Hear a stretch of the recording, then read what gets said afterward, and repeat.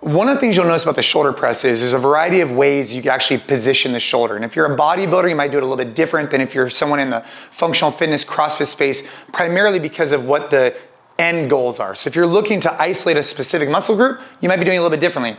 But when you're looking for a shoulder press that then translates well into push press or push jerk, I liked doing it with the dumbbell on top of my shoulder in this position here. And I'll show you why. From the shoulder press, which we talked about earlier, right? So from here, pressing straight up, I could then transfer directly into what's called a push press, where what I'm trying to do is create energy and momentum out of my legs and hips to throw these dumbbells off my shoulders, and then I engage my arms. So watch this. I'm here, I dip, I drive. I dip, I drive, I dip, drive, press. Okay, so whereas in a shoulder press, I'm here. I'm bracing, I'm pressing. In a push press, I'm bracing, I'm driving. And what that looks like is I'm getting like a 2-inch dip. So as I dip, what I'm thinking about is if my head, my back, and my butt were up against the wall and I was here. This is the position I'm looking for. And what I'm in particular looking for is the hip angle. So if you look here, Bernardo, as I dip down, my hips are not tracking my femur. So watch this. I'm not doing this. I'm doing this. And what that's doing is creating this hip angle that I could then create energy from. So I'm dipping, I'm upright, I'm driving, I'm pressing. Dip, drive, press. And this is a beautiful movement to create energy from your legs and hips one time to get the dumbbells from my shoulder to over my head. So let me show you this one more time. In a shoulder press, my feet underneath my hips, my grip is here. I'm just using my arm strength, my shoulder strength to drive it overhead.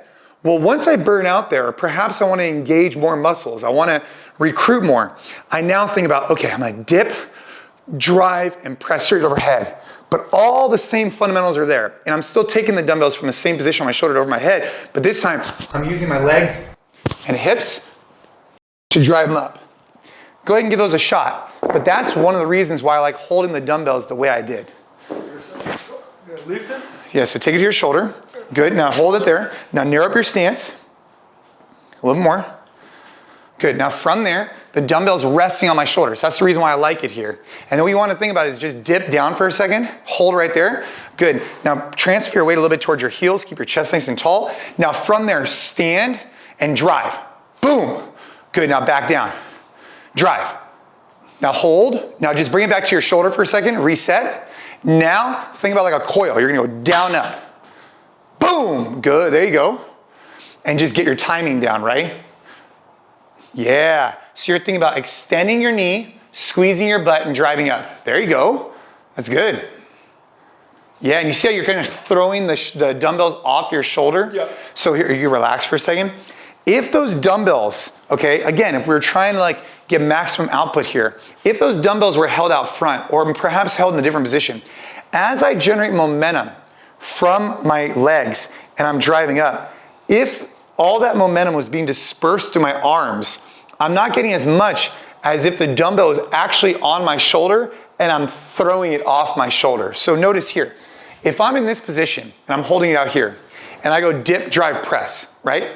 I'm gonna use a lot of power is gonna be dispersed to my arm. Instead of it's here, now I'm popping it off my shoulder. So I'm generating momentum straight up. So that's why I like to hold the dumbbell, in particular the hex, right on top of that position. Oh, Jason, in the very beginning of the video here, you mentioned something that was very interesting to me. So when you do a shoulder press, for example, if you're doing with a bodybuilding goal, yeah, the idea is to isolate some muscles. Yeah. But if we're doing as a functional fitness, for example, now the idea is to use more like the entire body instead of the... Yeah, so for me, if you're doing like strictly bodybuilding, like, okay, I want to get my front delt, I want to engage here. You want to actually like be more mindful, feel the position and feel what you're shooting for. Maybe perhaps you're in this position here instead of this position here. But for me, over the years, I look at the shoulder press as a gateway to other movements. Good. So I'm here, I'm developing strength, which then translates into the push press, which then translates into the push jerk, which then translates into handstand push-ups. Yeah. Right? Yeah. So that's why I do them this way versus trying to find different positions. No, but I think that's very interesting because how many people don't know that there's actually a difference on working on focus for bodybuilding versus like functional fitness? Yeah, there's different goals for different people, right? And they need to think about, I mean, the fundamentals would still be there, right? You still want to have a brace position, but maybe in a shoulder press, you might have a coach or someone that's worked with you that wants to really work through a certain range of motion. For me, I'm thinking, what movement how do I develop the strength in this position to translate to other positions as well?